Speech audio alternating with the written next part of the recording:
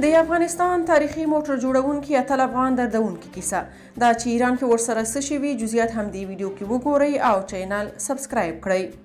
انجینر محمد رضا هغه افغان چې نه یوازې افغانان بلکې ټوله نړۍ یې حیرانه کړه او خلک ورته ګوته په غاښ دي په خپل یو تازه مرکه کې داسې خبرې کړي چې ټول یې ودردول. انجینر محمد رضا وایي کله چې مې په ایران کې پوهنتون پیل کړ ټولو راپورې خندل او راته به یې ویل تاسو وروسته پاتې افغانان لا کله دومره شوئ چې پوهنتون ته هم راځئ. په ایران کې زما د پوهنتون استادانو حتی زما پوښتنو ته ځواب نه راکوه، مګر کله چې خپل ګران هیواد افغانستان ته راغلم او ما د موټر جوړولو او ډیزاین کولو هڅه وکړه له همغه ایران څخه چې خلکو به پر ما ملنډې وهلې راته ډېر ټلیفونونه وکړل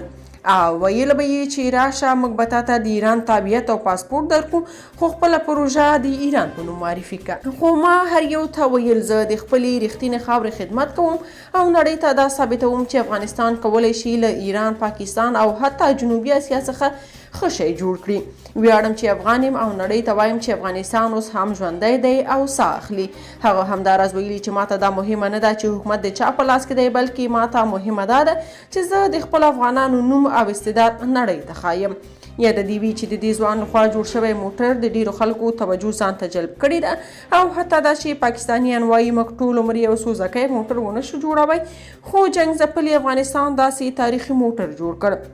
هیره دې نه وي چې تېره ورځ ملا یعقوب هم د یاد موټر لیدو ته ورغلی و او یاد انجینر ته یې نقدي انعام هم ورکړ. که تاسو په دې اړه څه نظر لرئ په کومنټ کې شریک او چینل سبسکرایب کړئ.